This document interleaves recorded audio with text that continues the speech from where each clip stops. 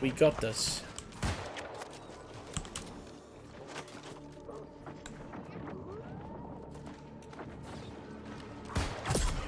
That was the Oreo clap.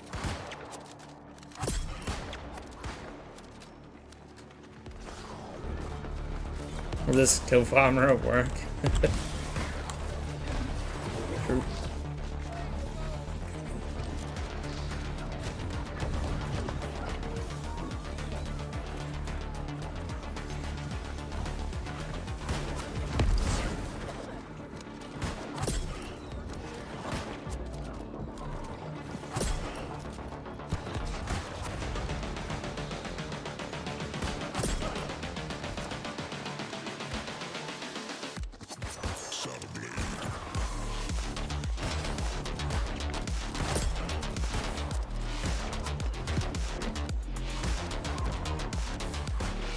Pretty sure that followed good legend.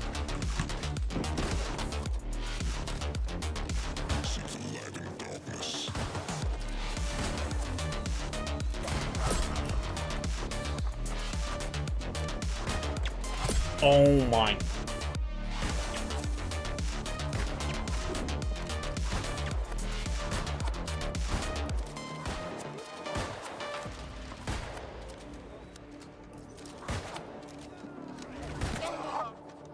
Everything out.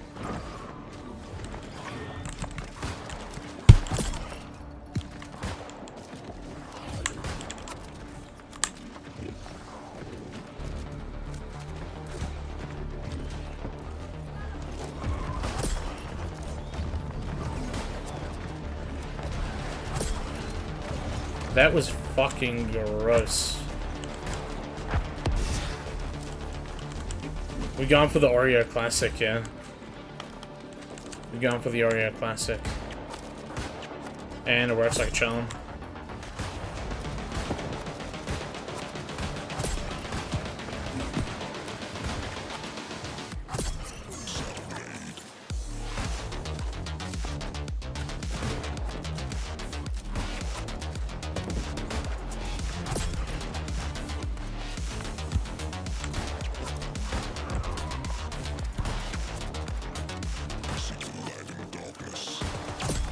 It's not fear, dude.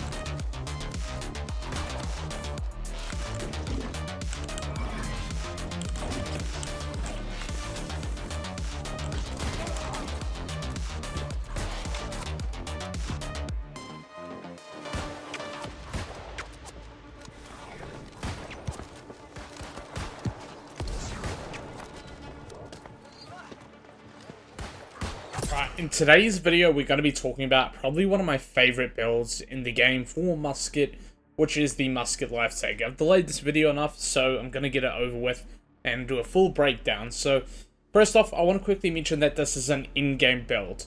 If you're not at in-game yet, I highly recommend checking out my Bleed Musket guide, as that's going to teach you the basics of Musket, and not only that, it's the weapon combination you're going to probably be leveling with in most cases, and it also has a bunch of important information in it that is relative to Musket in general, that I will briefly cover here, but if you want the biggest breakdown of the fundamentals of Musket, I highly recommend checking that video out. But without further ado, we're going to jump onto the in-game Musket Lifetaker build. Now, you're probably wondering, what is the Lifetaker? The Lifetaker is an in-game artifact, which is the highest tier of gear in the game, that has a unique perk on it. The unique perk that the Lifetaker artifact has is called Negative Energy. Negative Energy applies something called Disintegrate when we hit a target or hit an enemy.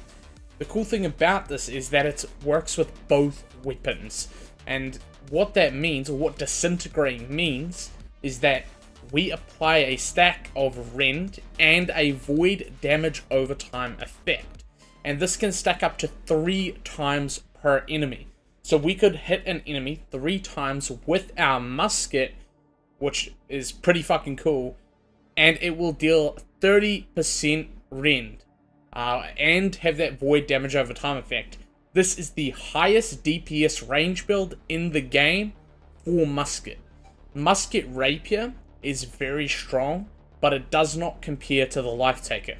There is 2 reasons for both builds, and they're both very good, and I quickly want to cover why Musket Rapier is still a viable option. First off, Musket Rapier has the best mobility. It has also the best tools to engage and disengage with its escapes. You've got your fletch, your evades, your riposts, and your flourish and finish if you're using it. However, Lifetaker, while it has the highest DPS, has none of those features. Lifetaker has next to no mobility, no escapes. If you are caught out and your positioning is lacking, you will die, and you will especially be targeted by hatchets and melee for using this build. Positioning is everything. If you slip up, if you are standing in the wrong spot, you are going to be killed and be a high priority target for enemy assassins. It's crucial that you play near your team and also have superb positioning to pull this build off. However, it comes with high rewards, and it is exceptional at providing massive damage and high frag potential. Is, in my opinion, again, my favorite build in the game for Musket because of that frag potential. So, without further ado, we'll jump into the build itself. I quickly want to jump into the pre-BiS because I know that is a very important part to cover now, as best in slot gear is currently quite hard to obtain and most people might not see it for a long time. So I feel like it's very important to cover a very good pre-BiS kit that you can use until you feel like you're able to get the best in slot gear.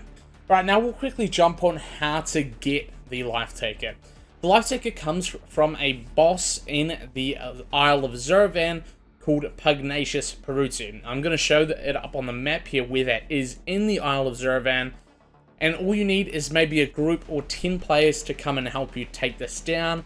You'll get it guaranteed after 5 kills with the Artifact Pity system, and it's a 20% chance to drop before that. I will quickly mention this is soloable if you have a solo PvE build, but it is, again, very tricky, and I highly recommend just getting a 5-man or a 10-man and getting that together. You can just use the recruitment chat at peak times to have the best odds of picking up the Lifetaker artifact. Once you have that artifact, we can jump onto the pre-BiS armor. So, to start off with the musket itself. Hoplite Musket, which is the best in slot musket, which we will cover later, can only be obtained from the Hive of Gorgon's raid. And I know for a lot of people, that is unobtainable. So what can you use in place of the Hoplite Musket till you get there? And that is something called the Syncretic Musket. The Syncretic Musket is probably one of the best in slot muskets that can only go to 700 gear score. In fact, it is almost exactly the same as the Hoplite Musket, but it's its 700 gear score counterpart. Same perks, or same ability to have the same perks, and it drops from named bosses in Brimstone Sands. I'm going to put up a very efficient farming loop for the bosses in Brimstone Sands that I always use to get this drop. It's a rotation of 4 to 5 bosses that you can rinse and repeat, and they respawn every 15 minutes or 10 minutes or so. They can just go around looping and killing. Now, this is a very RNG based drop. It can take even a day for some people to get, but this is, again, your best possible option pre-BiS that is not only, like, easy to get, but it's soloable, right? You can do this route solo. It doesn't require a group. You can just chill and do this at your own pace. This musket, if I forgot to mention already, comes with Keenly Jagged and Arboreal attunements. Covered in my Bleed Guide video, these perks are very much the same. In fact, they are exactly the same, as they are still the foundation and some of the best perks you can possibly get on the musket still, especially for this Lifetaker setup. Sorry, and if I forgot to mention, you can take these named items to the Gypsum Kiln and add a third perk to them. In this case, you would want to add Distained Infliction to your Syncretic Musket as a pre-BiS musket. This is quite literally the 700 gear score counterpart of the Hoplite Musket, which we will cover later in the video. You'll take it to a Gypsum Kiln, make sure it's in your bag and unlocked, not equipped, and not in a gear set. That's a finicky thing that Aegis has had going on for a long time now. I believe you need 3 chromatic seals, 300 or so dark matter, and a weapon matrix and the craft mod you want to use, and you'll be able to upgrade that to 700 gear score, and it will be a perfectly fine substitute until you are able to get your best in slot. All you're really missing out from the 725 counterpart is 200 base damage and I believe 4 stats, which does add up and it does make a difference, but don't worry about it too much. it is something that you'll want to work towards in the long run, effectively giving you an in-game goal. Now that we've covered the musket, we can cover the armor. Now, pre-BiS Armor, I'm going to recommend a set called the Azoth Crystal set. The Azoth Crystal set drops from any mutation level 2 and above, which is actually quite nice, and it gives you flexibility to do the mutations that you want to do and find faster than others. You can also use materia, so you could just farm M1s if you don't want to do M2s, although it's going to be faster if you do M2s. You can craft it with materia at the gypsum kiln, or again, farm the drops in spamming level mutation 2s. And once again, much like the synthetic musket, you can take this Azoth Crystal gear to the gypsum kiln and add a third perk. The Azoth Crystal gear, if I forgot to mention it, comes with Refreshing and Enchanted Ward. These are two very usable perks in early game, and are going to be decent-ish pre-BiS gear until you get your Gorgonite gear and such. I do want to quickly mention the trade post is also a factor. You can filter it to things like Enchanted Ward or Elemental Aversion in the trade post, and also get cheap pre-BiS gear that way. That is, again, another way you could go about things. In fact, that's what I'm doing myself until I get my Gorgonite inductors all ready to go. And yeah, that is what I would recommend as a pre-BiS build. Now, a third perk to add to the Azoth Crystal set, by the way, is I would recommend something like maybe Slash Conditioning or Flame Conditioning. You could even do Health if you wanted it to be a PvE set as well. On top of that, I think I forgot to mention it, is the Lifetaker artifact. Can be upgraded to 725 without items from the raid.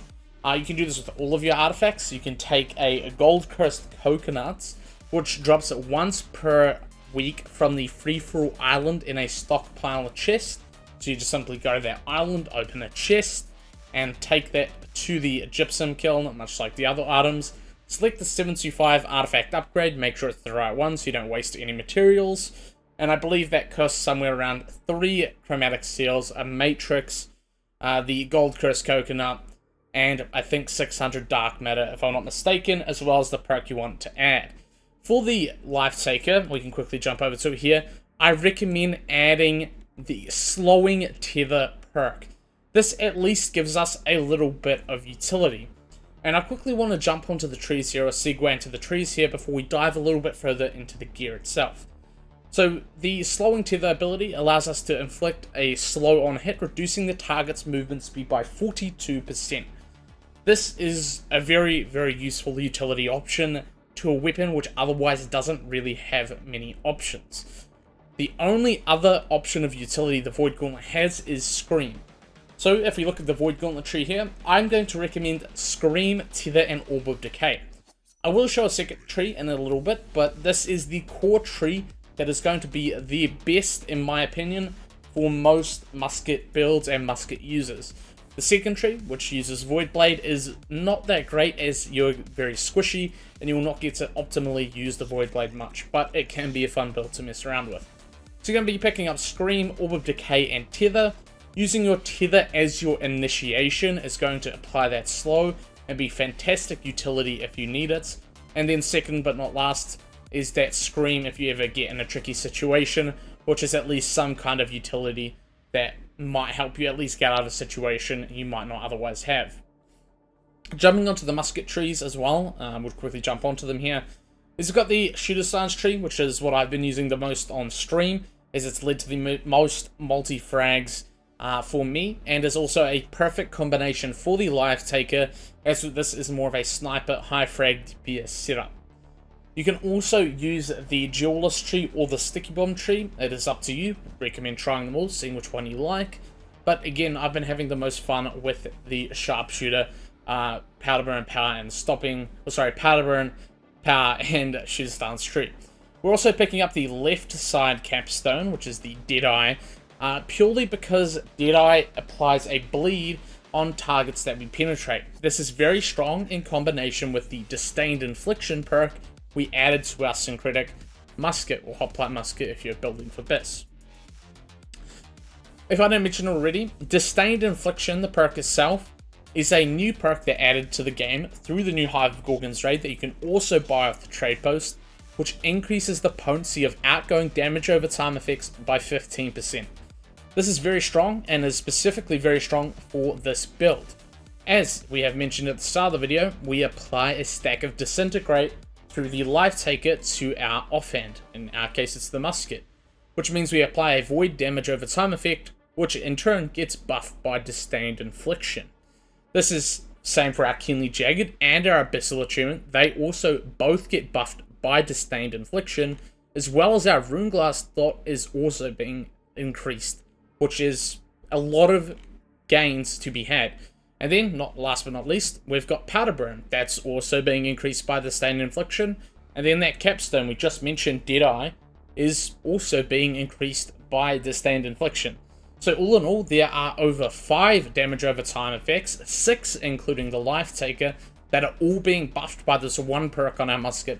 And that is why this is one of the single-handed best perks you can have on your musket in this current update. There is no other option or no other compromise I would recommend. Distained Infliction, in my opinion, is a must-have perk. I'm not fucking kidding. Alright, so now that we've covered the armor and the musket and the Lifetaker itself, we can jump onto the jewellery, where things get a little bit more tricky. So we are quickly going to cover the Prephs and then the Elemental Band BiS Jewellery, jumping into the BiS Install Armor, and then at the end of the video, we're going to jump into future-proofing, which is very important for the current builds, because something very drastic will change in the near future that we can confirm. So anyways, jumping into it, for the Prephs, for the amulet, you really just want to look out for any sort of cheap 2-3 perker, low gear score, like around 690 to 700 gear score, on the trade post as a Prephs. So you could look out for things with health, stam recovery, flame protection, thrust protection, slash protection, refreshing recovery, empowered, and again health is that other one there. All those kind of perks you can get as a Prephs amulet. Just looking on the trade post, there is bound to be a decent cheap option that you can pick up that someone is selling for a little bit of gold. For the ring, you're looking for the same thing, really looking out for a must-have is Hardy. Hardy is a must-have perk. Next to that, looking out for your damage type. So if you're playing this build, we're going to be using Void damage because our Lifetaker is Void. We will jump onto this a little bit in a sec as it gets a little bit more complex when it comes to best in slot. But ultimately, you want to be using the damage type you're building for. In our case, Lifetaker, we want a Void damage perk on our ring. So a good 2-perker Prephs ring would be Hearty and Void damage. If you see a nice 3-perker in there, you could go Void damage, Hearty, and Bloodletting. Void damage, Hearty, and Burning potentially as well. All good 3-perkers that you can use, or sorry, 2-perkers that you can use Prephs until you get your best in slot gear. Same sort of thing goes for the earring. You can use a Purifying Toast with Nimble, a Refreshing Toast with Nimble, or a Purifying Toast with Refreshing Toast. Any of those kind of 2-perkers are really solid for a Prephs earring as well. Last but not least, we will quickly cover the Heartrune for this build. We're using Stalwart Heartrune of Stoneform. You could use Cannon, but why I'm locking in Stoneform is it's a must in the current meta. With all of the Slash builds, all of the CC bot builds, all the hatchets, the SNS, the spears, in my opinion, this is a must-have for the cleanse, for the armor, and just everything that it helps you survive, is on average saving me 10 times a game in the current meta. And I'm not kidding, on Twitch, this thing, we could probably put a counter up for it and I'll be in the hundreds after a stream on how many times this Heartrune has saved me from a CC build. So now that we've covered all of the armor for Prephs, we've covered the musket and the Lifetaker Prephs, and the jewellery, and we'll quickly recap it here. So we're using the Azoth Crystal set for our BiS Armor, alongside the Attune Leather Pants Armor artifact. I quickly forgot to mention that. And while we're not using other things like the Winged Leather Shoes or the Featherweight, is that the Attune Leather Pants are the best in slot armor artifact for musket, hands down. I've done the tests, you get almost 90 stats from Attune Leather Pants at 725. We added Shirking Energy to them, if I forgot to mention that. Same thing as the Lifetaker, you can upgrade that at the Gypsum Kiln. And as I said, I added Shirking Energy, which is Stam on Attack Dodge. That is, again, the best possible artifact for Musket, giving us the most DPS. All the extra stats for this build are really going to help us push our numbers up. Things like Featherweight are just going to make you more tanky and eliminate the whole purpose of this glass cannon-like build. Other things like the wing leather shoes rely on you having uptime on haste, which could be done in-game with the haste of Gigabyte, which we will mention, but at the end of the day, I really do not recommend the wing leather shoes, as again, it's 10%, you have to have haste up. If you don't have haste up, you're not getting gains. You also don't have the flexibility to go tankier if you do want to. But with the Aeternum leather pants, you have the flexibility of all those extra stats to respec to be more tanky or to be more DPS. So there's those cons and the gains, and why I think Aeternum leather pants is still through and through the best musket artifact. Anyways, without further ado, we are quickly going to jump into the Destined slot gear. This is based on one core element, and we'll talk about a future-proof build after this, but one of the most important Destined slot in-game artifacts for jewellery is the Elemental Band. This ring comes from the last boss in the Hive of Gorgons raid. This ring comes with Keen and Hardy, but it also has an exclusive perk called Elemental Affinity. When you hit a target with an elemental damage attack, gain 4% of Empower for 6 seconds, 10-second cooldown per damage type, and 1 stack per element. What this means is whenever we hit something with an element, such as our 50% damage split on our musket, we will cover gems in a sec here, in a separate chapter, we will proc a stack of Elemental Affinity. The thing that this ring does do, that it says it doesn't, is proc on damage over time effects and attunements. This is important. We are building this build based on a bug. You might not like that, but you are putting yourself at a serious disadvantage not using this ring. What I mean by that is, so far, it's almost been a month and AGS has not fixed this ring. An argument to add to this is that this ring is coded very badly and would require AGS to recode and redesign the entire artifact for it to not work on dots and for it to not stack like it currently does. What that means is we don't know when this ring will be fixed, and it might not be fixed for a very long time, and as I said, you are putting yourself at a massive disadvantage not using this. We are going to future-proof though, and I am going to mention the build that doesn't use the Elemental Band after we've talked about the build that does mention it. So, with that said, we're adding Bloodletting or Invigorated Punishment to this ring. I added Invigorated Punishment. Invigorated Punishment is not in power, it is base damage to our abilities, making it a very strong perk to add to it. The Elemental Band does have some very tedious quests as well, such as completing the worm to unlock the gem slot, which isn't a necessity, and thank God it's not like Hardy. Hardy is purely unlocked by killing ads in the Hive of Gorgons raid, which is not too bad. Jumping onto the earring, we're using Gorgon's earring, which is a crafted earring using a Gorgonite inductor. I quickly want to segue into what a Gorgonite inductor is here. A Gorgonite inductor is obtained once a week from the Hive of Gorgons completion, or raid completion run, which gives you, again, the Gorgonite inductor, which you can then take to an Arcana station, and you have to be level 1 in Arcana, for some reason, I don't know why, for it to show up. And you will see a recipe for something called Gorgon Essence. Gorgon Essence is something you will craft with 3 Aqua Rager, I believe a Gorgon's Eye, and the Gorgonite inductor itself. This is the core recipe ingredient for Gorgonite crafts, 725 3 perk crafts. You will go to a bench that you want to craft a best in slot item at, such as the outfitting station for this earring, and you will see the Gorgonite jewellery as an option. You'll be able to pick 3 perks, and you'll be able to pick the type of jewellery you want. You want a Gorgon's earring, so and so. The only problem with Gorgon gear is that it's forced magnify. You cannot pick a stat.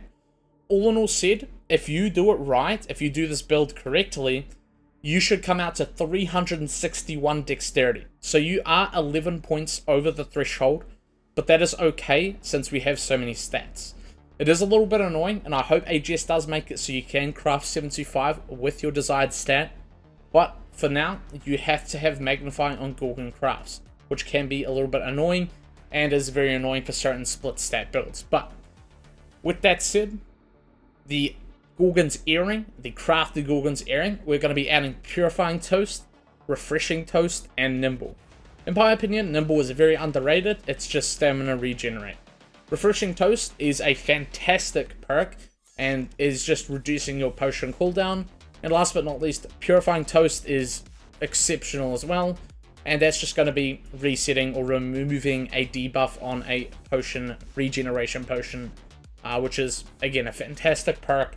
In the current meta, when you're getting hit by so many different dots, slows, and CCs, and especially Fire Staff with all of their burn stacks, you can cleanse one of those with your regen pots, which is why I like it a lot. Jumping onto the amulet, we're going to be using the Amulet of Sharnation. This is dropped by the Worm Raid and is upgradable to 725. I actually have this myself, and it's a fantastic amulet. It's effectively a best in slot amulet that you can get. You can guarantee it after 2 runs, so once per day and once per week, you can get daily and weekly rewards from the Worm or from the Sharnation Elite Trial, the 20-man raid, effectively. It is a little bit tricky to complete, but when you get a group for it and when you get it down, you're going to get some very, very nice gear, including some illegal perk combo gear, which we will mention in a little bit. Anyways, you'll be able to get a health and stamina recovery amulet that you can upgrade and add a third perk to at the gypsum kiln, just like the other gear. We're going to be adding flame protection or slash conditioning to this, or sorry, flame protection or slash protection to this, either or. You could even do thrust protection if you want to. It is personal preference at the end of the day. To that, we are running the June Eplantula, I don't know how to say that, footwear or feetwear. This is another drop from the Sharnation Elite Trial. This is our first illegal perk combo named item that can also be upgraded to 725. Currently there is a bug where you can't craft this one with sandworm materia, but you can get it as a drop. There's a chance to get a named worm item once each day through the daily box and a couple times a week through the weekly box. Other than that, it is pure RNG trying to get this piece of armor, but it is absolutely insane. As I said, it comes with Enchanted Ward and Elemental Aversion. This is effectively the only piece of item or piece of gear in the game that is like Frigid Dawn but can be 725. We're going to be adding our Crippling Powder Burn to this, which is hitting a target with Powder Burn, we slow them by 18%. A fantastic option for utility, especially something to a build that otherwise doesn't have much slows or utility at all. So, jumping back onto the elemental band here, because we skipped over something very important. As I said, it does not trigger on damage over time effects. Well, it's not supposed to, but it does. And the fact that it hasn't been fixed for a month, and that we don't know how long it's going to be fixed for, and that the ring has to be effectively entirely recoded for it to not work on dots, means we can do some very cool stuff to maximize our empower gain off this ring. So as we said, each different element will give us a stack of elemental affinity. What this means is on our musket, we can run a different rune glass to a different attunement to a different rune glass case. So, I'm going to be running Frost Attunement, or I'm going to be recommending Frost Attunement. We're going to be going with an Lightning Rune Glass case, and we're going to be going with a Arcane or Void, depending on what you want to do, gem in that Rune Glass case. Probably min-maxing, you would go Arcane, and then you would go Lightning Rune Glass case, and then you would go Abyssal Attunement. As your Lifetaker, we mentioned at the start of the video, afflicts Disintegrate, which is a void damage over time effect. That covers your void element. So this alone, our Frost Attunement, our Lightning Case, our Arcane Gem, and our void damage over time effect on our Lifetaker is 4 stacks of Empower. And we can get a 5th stack of Empower through Powder Burn, as Powder Burn inflicts fire damage. That is an instant 5 stacks of 4% Empower on 1 Powder Burn shot and hits, which brings you to a total of 20% Empower from 1 bullet. And you're probably noticing something else throughout this that I will mention shortly, is that we're not running harnessing anymore.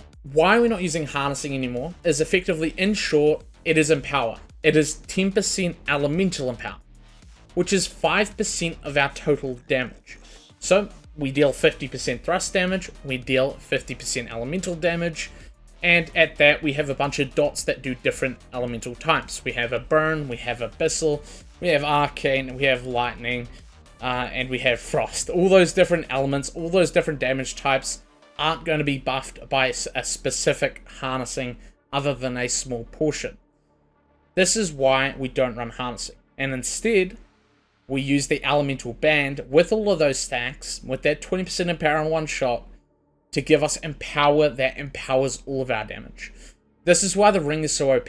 That empower we're getting is 20% empower that's going to buff our bleed, buff our burn, buff our frost attunement, buff our arcane gem, buff our lightning green glass case, buff our powder burn, and buff, last but not least, our thrust damage, which makes it so much stronger than harnessing on gear. And which is the best part, frees up a perk slot, 5 perk slots on our armor, which gives us the ability to run a more defensive perks and be ultra tanky. My in-game set, my in-game crafted armor, which we're going to jump onto now, is going to be Gorgonite mask, Gorgonite shirt, and Gorgonite hand covers. Alongside that June Alamtunula, I don't know how to say that I mentioned earlier that we got from the worm, with our Aeternum leather pants. So quickly jumping onto the perks of our 3 crafted armor pieces. The Gorgonite mask, the Gorgonite shirt, and the Gorgonite hand covers are once again like the Gorgon earring, all crafted using the Gorgonite essence, which is made with the Gorgonite inductor, which we can do 1 craft per week. We get 1 inductor per week, 1 craft per week. Doing that, I'm going to be adding flame conditioning, elemental aversion, and slash conditioning to both my head and my chest. But my gloves have a slight change. Instead of elemental aversion, we're going to be running hasted vigor. So my gloves are going to be hasted vigor, flame conditioning, and slash conditioning. Hasted vigor is a new perk that they added to the game with New World Aeternum as well, which reduces the potency of incoming damage over time effects by 7%. But it has a bonus effect. If we are hit while inflicted with a dot, we get 10% haste for 5 seconds. So if we're getting hit, we effectively get 10% perma haste, as currently, pretty much every single build in the game deals a dot.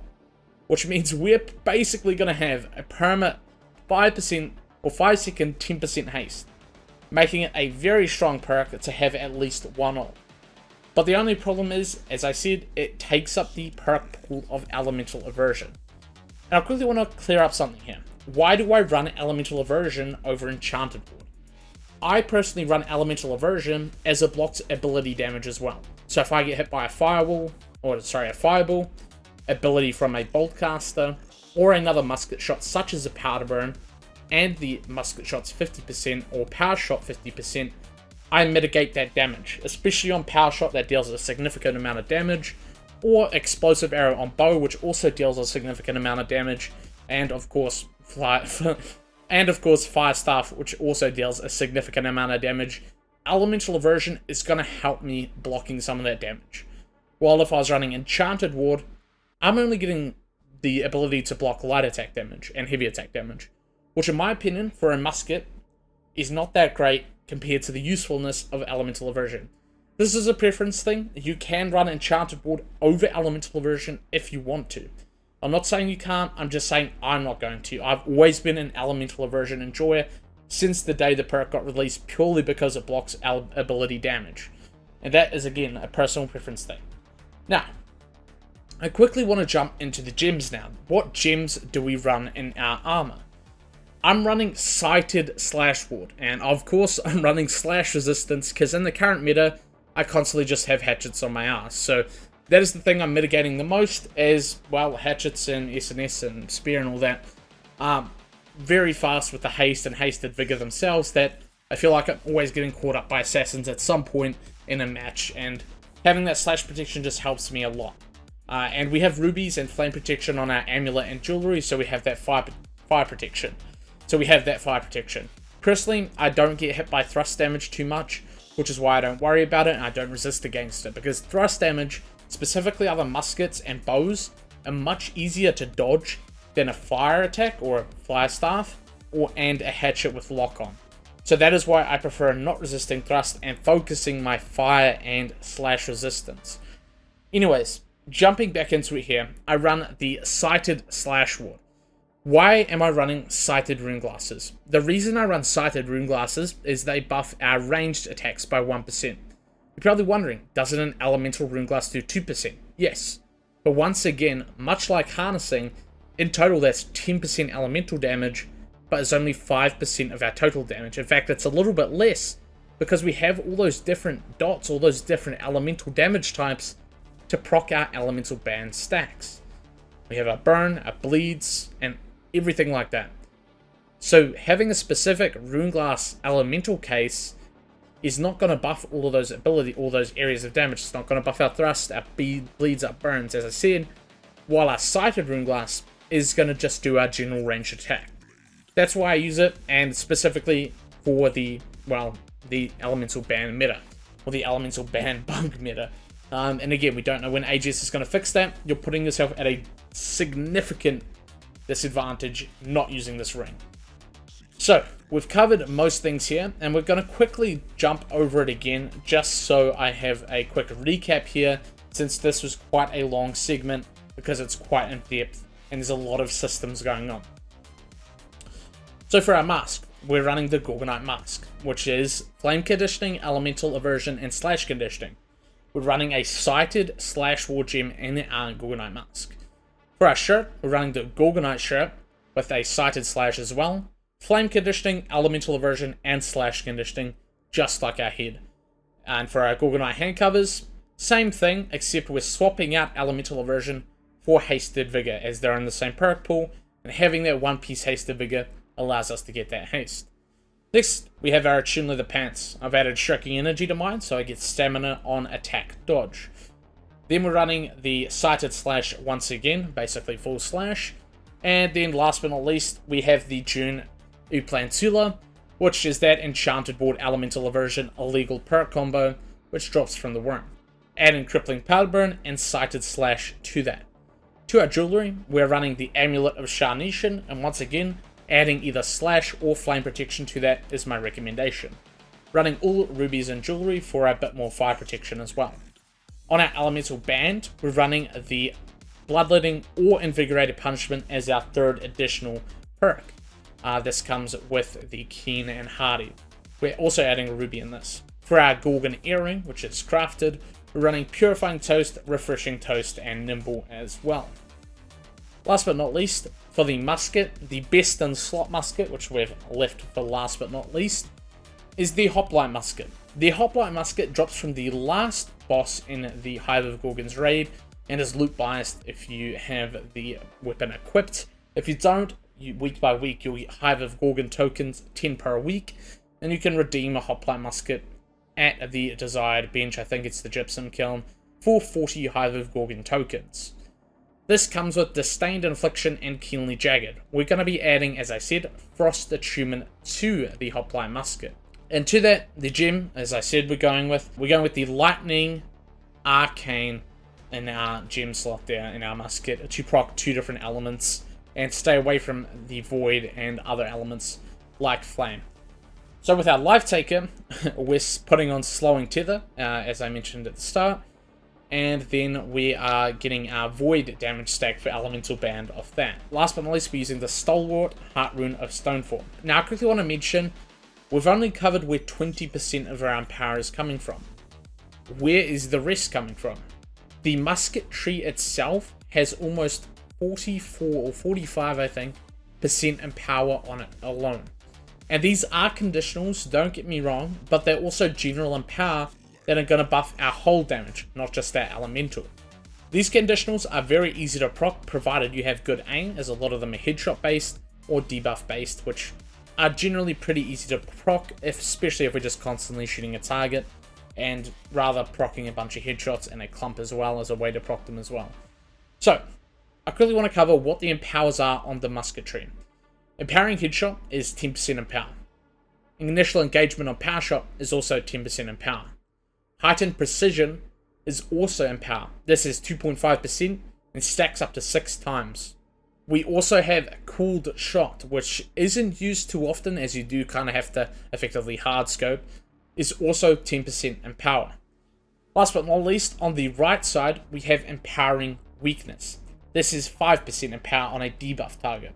These are all very easy power conditionals to proc and add up to a total of 45%, excluding heightened precision, excluding cooled shot. Sorry, no. It's 35% excluding cooled shot, which is adding you right to the empower cap and min-maxing you in the best way possible. So, what does that mean in terms of harnessing? Now, let's say, hypothetically, the elemental band got fixed in 2 weeks' time. What happens? Do we still run the ring? Do we run harnessing again? What's the go? Now, I do want to say again, you're going to be at a massive disadvantage not using the elemental band. That said, this is the future-proof build for when it does get fixed or you want to prep for it. Simply, we're going to be swapping the elemental band out for a crafted ring with the invigorated punishment, hearty, and void damage, as void damage is going to be used for our Lifetaker, and we're going to be buffing that. And we're going to be putting Void Gem and Void Rune Glass back in our musket, and that gives us a new artifact jewellery slot. What are we going to be running in replacement of the elemental band? We're going to drop the Gorgon's earring, and we're going to put on the Endless Thirst. The Endless Thirst is a fantastic earring because it buffs our consumables, or our health potions, and not only that, it gives us Empowering Fortify and Empowering Toast. Which is 2 fantastic perks, very underrated, and Empowering Toast can be procced by Mana Potions. Mana Potions, by default, I believe have a 15-second cooldown, and have a 13-second cooldown with, I think, Refreshing Toast. So, this means that you can have, effectively, another 10% in power, almost perma uptime, by using Endless Thirst. So, Elemental Band becomes Endless Thirst, we still get 10% in power, we do lose 10%, but we can make up for that in other areas, such as our damage on our Hoplite ring. As I said, we are either going to be crafting a new ring or using the Hoplite ring. I think I forgot to mention that. So, if you're crafting the ring, I'm going to be going for Invigorated Punishments, Hardy, and Void Damage. That Void Damage, or that damage mod on our ring, is in power. So that's 7% Void Damage in power. That almost brings us back to 20% in power. I believe it brings us to 17% in power, combining that with Empowering Toast. So we're only 3% away from getting the empower we lost from Elemental Band. As I said, it is much easier to proc the Elemental Band and you're at a significant disadvantage not using it. However, the Gorgon's Earring becoming the Endless Thirst is getting a little bit complex, but effectively, in short, Endless Thirst becomes the earring, Elemental Band becomes a crafted ring with Hoplite, Elemental Band becomes a crafted ring with Hardy, Void Damage, and Invigorated Punishment. It's that simple. We make up for our lost in powers like that. And again, I showed the trees at the start. That pretty much covers everything. If you ever want to see the full best in slot builds neatly laid out, check out my website, newworlddex.info, and you can see everything crystal clear, laid out as easy as possible, and every single image and item is hot linked to the New World database, so you can find out where to get it and how to get it. That is the end of the video, and I think next up we've got the bow builds on the agenda, which I've held off on as well for long enough. See you then. Peace.